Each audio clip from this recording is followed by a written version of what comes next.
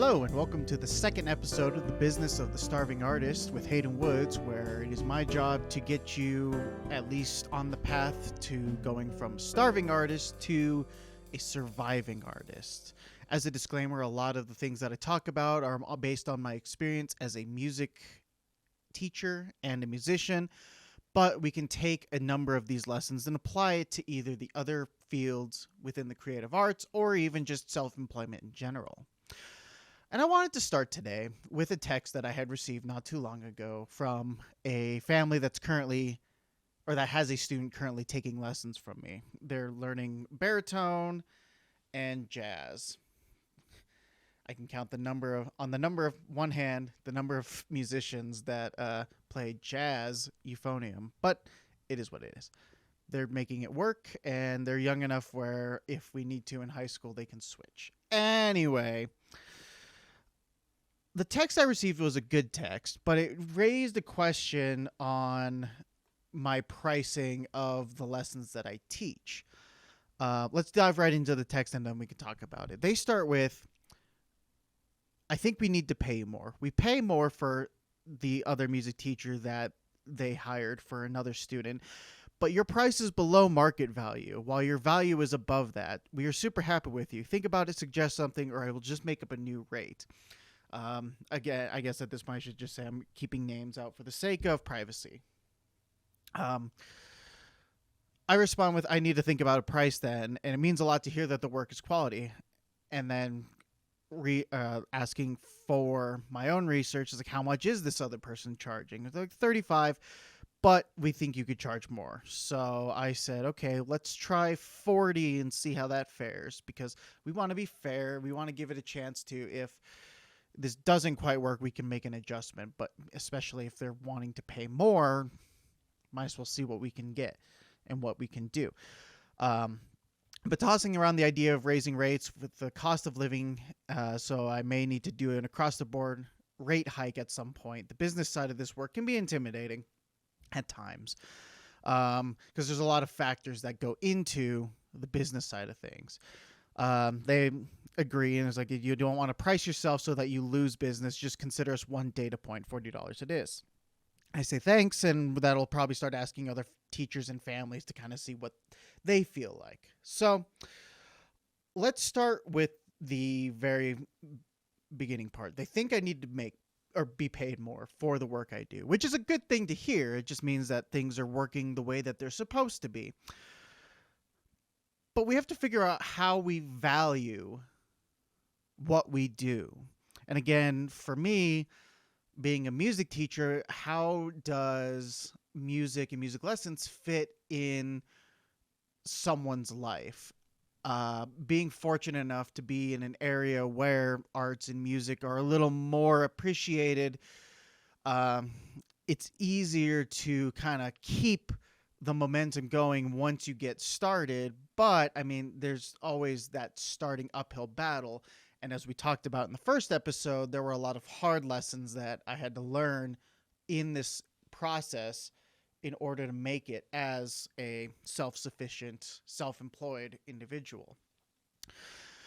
So how do we charge appropriately for any and all of the work that we do? And again, a lot of this is going to be musician based.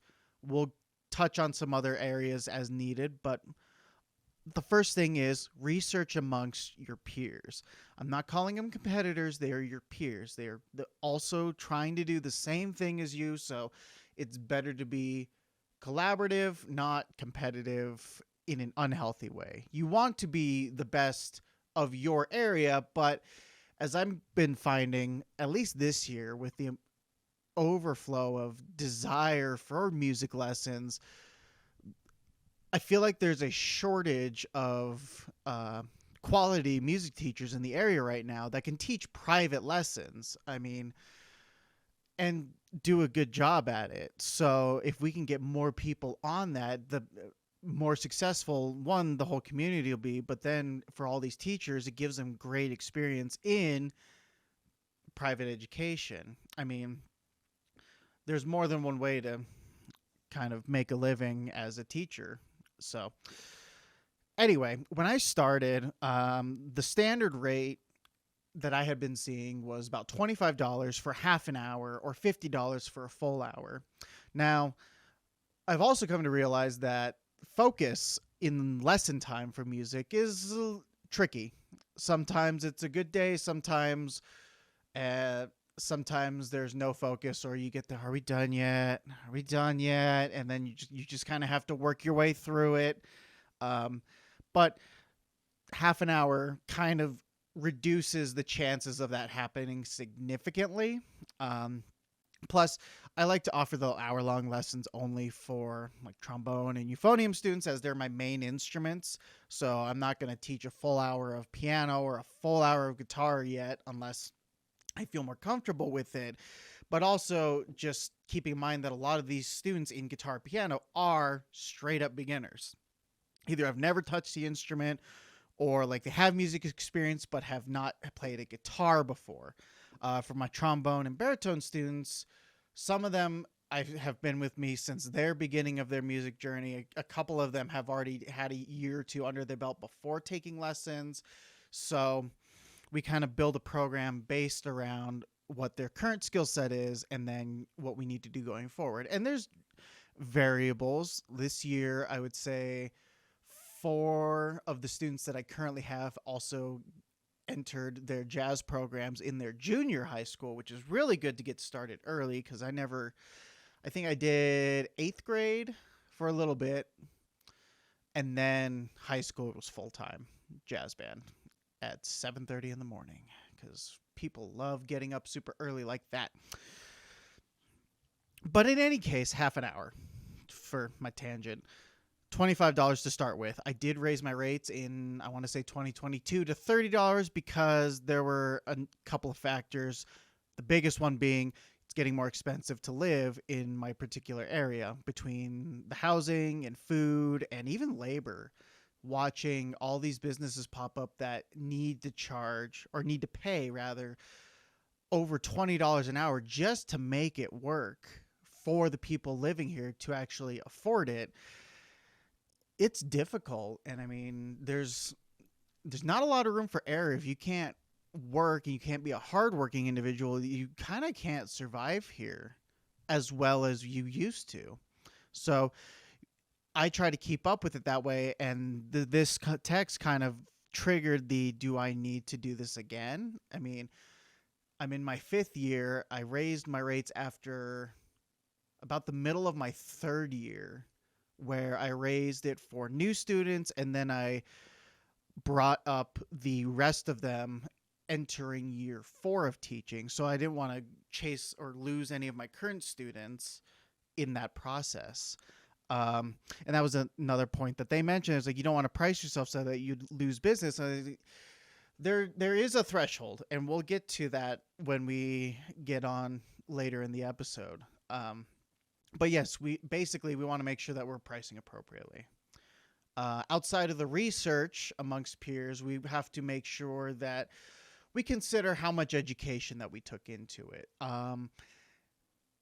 For me, again, 5 years of schooling. The first 2 years were at a community college, all paid for through scholarships, grants, and even in the second year by being a residential advisor. So coming out with an associate's, there was no student debt. There was no money out of pocket. But then upon transferring to the university side, the 2 years that I did immediately following community college, all of the money came from student loans because there was no scholarship. And unfortunately, the financial aid at that time didn't really help with figuring and navigating that scholarship or financial aid side of things. So after some rough experiences and dropping out and going back for 2017 to 2018, which was the best year for that university in particular, I still had to take student loans out. I mean, I got scholarship, but I'm also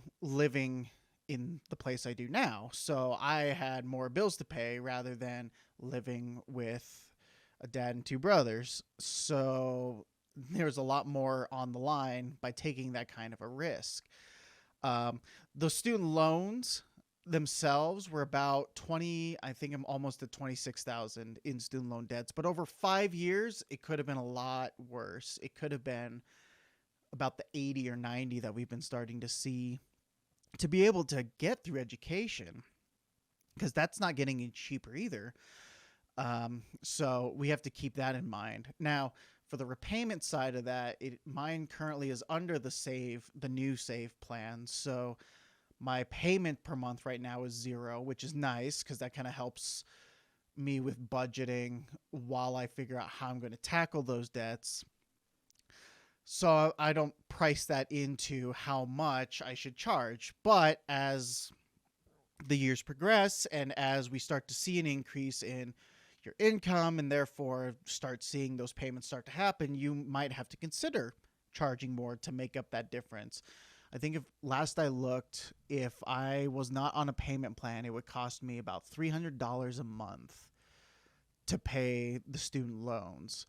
So for me, that would mean I would have to have an extra minimum about 3 students to make that up. Now, having a surplus of students versus my absolute needs, I have that wiggle room, which is nice. But I mean, you have to get to that point first. So consider the education side. We also have to consider, do you offer only in-person lessons or is there an online method? Because if you do online, there's the chance that you could pull in a lot of people from the bigger areas that would charge more anyway. But if you're doing it online, you could charge a little bit less, charge more for your area, and then pull in some of those bigger city clients. For me, and pandemic was a big proponent of learning the online side of things. I didn't like it as much. And I mean, it's something I should adapt to at some point, but I really haven't had the desire to until about now, hence this podcast and some other things that I'm going to be trying to work on. But when I was teaching during the pandemic, when were basically locked down, and I either had students over Zoom or sending email, video clips, whatever, I found that the focus was not as prevalent as it was in person. We could actually get things done rather than we'll sit at the piano for 5 minutes and then, oh, look, a dog, or oh, snack time, or I gotta go to the bathroom. Granted, those still happen or can happen in person.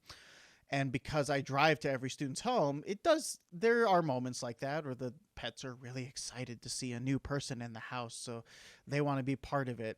But I mean, it's still more impactful to me. I do need to kind of get branching into the online side if I want to have more daytime clients, because right now the schedule is so full that we only have room for the the homeschool crowd or adults wanting to take lessons. So there's got to be another solution, and online is probably that solution, but then I would have to actually get everything set and finalized so that I have a good setup.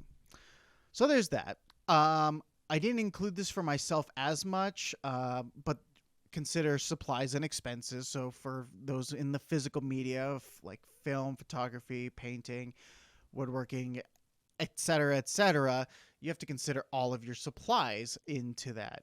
For me, most of it's equipment based for either building the studio or having instruments or just other expenses like renting an office, or in this case, using my home office for tax purposes and all of the utilities that go with it, or having a phone, whether it's one that you share and you split between the business and personal, or you have a second line exclusively for business. It just depends on how you want to run it. So all of those things kind of have to be taken into consideration with your pricing. And as a caveat, and again, they kind of pointed this out towards the end of their text, there are always going to be individuals that don't agree with your price. And I mean, it happens plenty, in especially a teacher's perspective.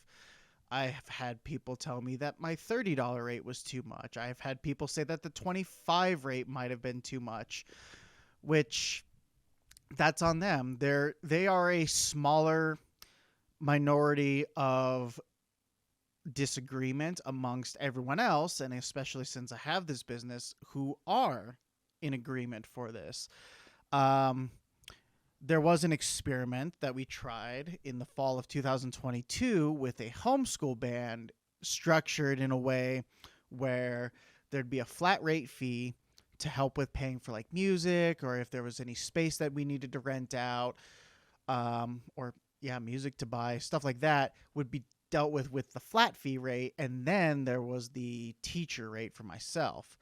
And the way that I figured that was by researching various homeschool bands across the country, because again, we don't really have one here. Um, so this was my attempt, and I'm not the first person to try it. And I mean, for me, it didn't succeed between a lot of scheduling issues. Then there were some commitment and pricing issues, because I basically charged, there was either a per semester or a per month fee. Now, when I did my research, I basically looked at how these other programs were charging. Were they charging per month? Were they charging per semester? And then the registration fee to kind of help with, again, those basic costs of music and a space to rehearse and stuff, so that I wasn't having to pay all of that out of pocket, but then it would eventually, or rather now, let's slow down, it would belong to the homeschool band. So all the music that I purchased for the homeschool band could go to whoever ends up trying to build that program. Again, I charged $45 per month per student to be in this homeschool band, which equated to about $180 a semester. And if they paid the semester fee, and they stuck out for the whole year, they would have basically had a free month. The homeschool band, if it's on a per student cost, was cheaper than the lesson cost, obviously, because we're having multiple students. So I'm not going to charge each family $120 a month for homeschool band when it's with multiple students at the same time. But it still has to be worth it for me to be able to make this thing a reality.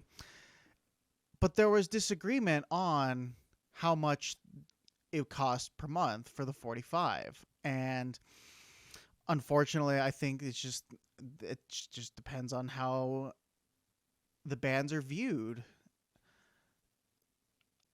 So I guess in short, the program only lasted that fall semester, and then in the springtime we had a couple scheduling issues. I mean, scheduling issues are always a thing that we have to battle as educators. There's also other extracurriculars out there, so they might be doing those instead. So all that to say is, like, there's always going to be those disagreements, and you kind of have to pick and choose which ones you want to go for. And for me, it was, I'm going to work on the thing that succeeds, or that is succeeding right now. It would be nice to see a band program kind of grow and flourish in this area, but I think someone else may have to take that up for the time being, if they so choose. I will say that when I did put this band together, I talked to it was either the last person or the person before that tried this out and gave me some advice on what to expect. And I've tried to figure out ways to navigate and mitigate some of the things that they had said. And I did. Again, a lot of the issues that they had, I didn't necessarily have. I had my own experience with it. So there's all that. So we've talked about finding your value, and that's a good step, but we also have to figure out how we market the value. And apparently, according to a college professor at my old university, they're like, well, I see your car out every day, and I see you've got your jacket on with your initials on it, so you must be really good at this marketing thing. It's like, well, I at least felt like I needed to look like I know what I'm doing. So we got to figure out how we're going to market this. And again, this depends person to person, area of study to area of study.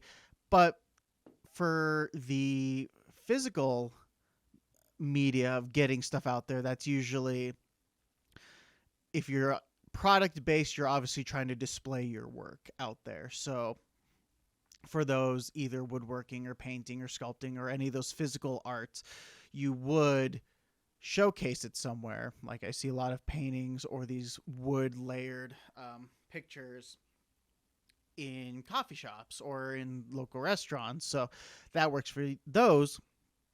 For musicians and music teachers, it's about performances, or at the very least having that presence in that community somewhere. For example, the big band I'm playing in now, I guess, plays every other week. So we have to advertise, or the venue at least advertises for us, that, hey, there's live music every Sunday at this location for this group. For the music teaching side, I've had to do a couple of things. And when I first started out, I exclusively worked on like local presence.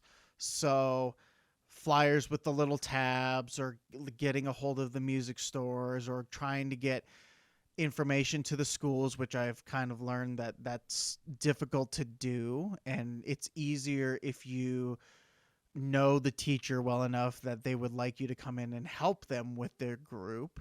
And then from there you can go, hey, I'm a local person that has worked with your students today. If you would like information on lessons, here's my contact info. Something like that. There's also car signage, which I have on my cars. There's the signage outside the front of my house, which has maybe garnered one family of students that lasted for a year and a half, and one guitar repair, because I don't really advertise or do much with that one as much as I do with the lessons. So the physical media side of it was covered, but it's not all the work that you need to do, because when I started off and did that exclusively, I again only had maybe 3 to 4 full-time students. So having to learn and advertise online effectively was my bigger proponent, or component rather, in getting this business off the ground. There's a couple things that you can do. The first one I'll just pull up here. Thanks for telling me what's new, Microsoft. Website that I barely use. I do need to use this more. But I've had emails or contact through this to be able to, that's an old schedule. I need to fix that. But you can get contact info about what you want. So there's that. And then I'm not going to open it up, but there are Facebook pages, like in your local area or even online. There's a couple online music group pages on Facebook or stuff like that that you can post in, as long as the rules allow for it, to put yourself out there. And I mean, for musicians, at least during the pandemic and a little bit after, it seemed like YouTube kind of helped keep a number of those creators afloat. But for a lot of us who do a lot more in-person playing, that made it difficult. And I mean, not everyone could afford to convert into an online setting. And so we ended up just taking a break, which definitely, I think, set back the creative fields in that respect a little bit. But we're approaching a sense of normalcy again. We still have some work to go. And I mean, also seeing things like all the strikes hasn't helped that progress, because of parties not, again, seeing the true value of either the writers or the actors or, again, musicians. Up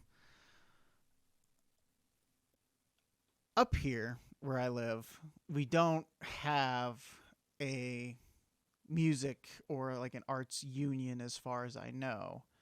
I could sign up for like a composers, like the ASCAP or the BMI or anything like that, but it's not quite localized, so that makes it a little difficult. I think the only thing I've seen as far as unions go is a tenants union to try to get housing costs curbed from getting as expensive as they are, and I don't know what their success level is right now on that. So